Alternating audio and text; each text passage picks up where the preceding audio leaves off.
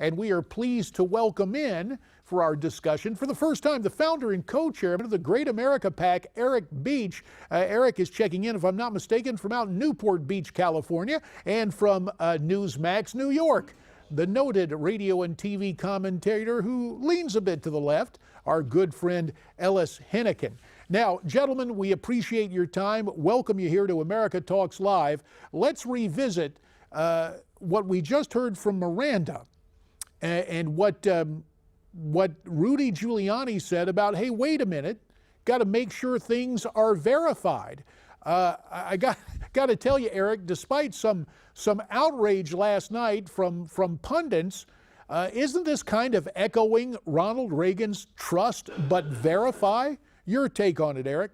Yeah, I think absolutely. Look, there's been overreach by our government agencies, the IRS exploiting, all of our agencies that are out there. So, I think what he's tapping into is a sentiment that, we have real cybersecurity issues. We've had, fraudulent voters activity. So in my mind, I think he's tapping into that where we say, look, let's get out to vote and let's make sure that we're going to trust the results, but verify them at the end of the day. So I think he borrows a line from Ronald Reagan. Ellis, Hillary last night and then on the stump today called it horrifying. Isn't it more horrifying to allow people who are not registered to vote access to the ballot box? And some of the hijinks, well, it's worse than hijinks, some of the efforts toward voter fraud released and made known to us through the latest WikiLeaks leaks? As I'm sure you know full well, JD, there's zero evidence, maybe less than zero evidence that indeed this election is at any risk based on anything like that. There are no credible reports, the numbers are so trivial, and frankly, the landslide is going to be so huge 3 weeks from now that this is hardly going to be an issue in anyone's mind except for Donald Trump's. Let me quote my good friend Charles Krauthammer after last night's debate. Now, I love to quote Krauthammer, as you know. He said that it was political suicide of Donald Trump to refuse to accept the judgment of the American people like that. I say, you go, Charles. Really good point. Well, it's very interesting, and while Mr. Krauthammer certainly has his time as an honored commentator on the Fox News channel, there was a Fox News focus group, Eric, last night, the dial test, when Mr. Trump was explaining, hey, wait a minute on this, and I'll keep you in suspense, the dial test, Eric, had Republicans and independents absolutely approving of his hesitancy to go along with it. So while we get the predictable rhinos and open border types like Jeff Flake and Lindsey Graham and guys who are very close to the Washington establishment saying they're shocked, it appears that once again Donald Trump is tapping in to a genuine concern. Yeah, look, there is no ceiling for the anti-government or the anti-status quo. And that's what Ellis was talking about earlier, is the status quo.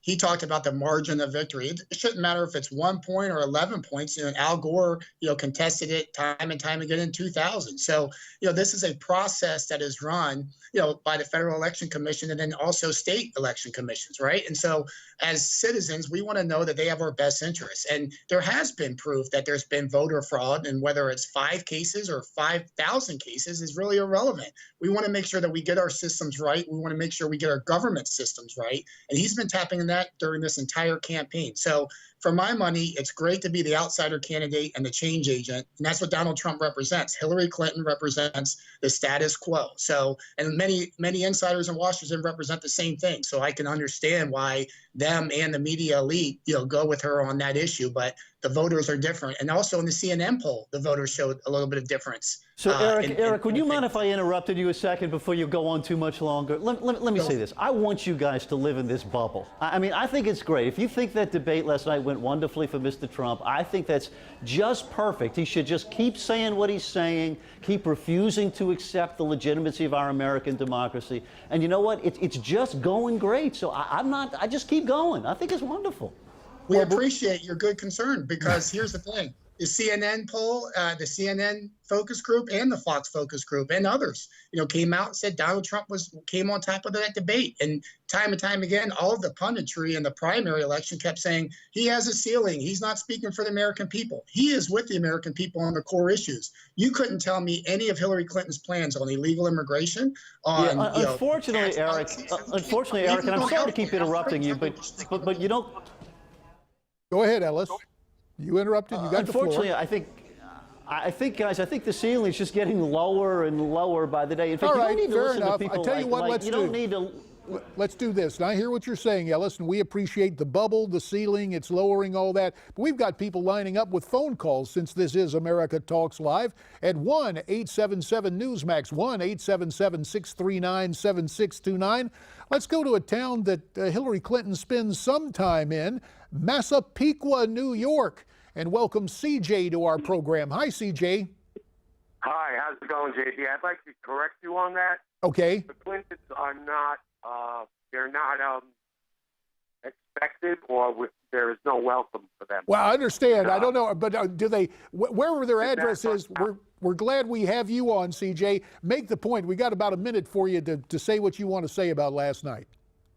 Oh, I'm going to do it. Not so much last night. It's I have about 10 to 15 friends that traveled to Europe, which these European countries have taken in tons and tons and tons of immigrants, okay, from Sweden, Italy, everything.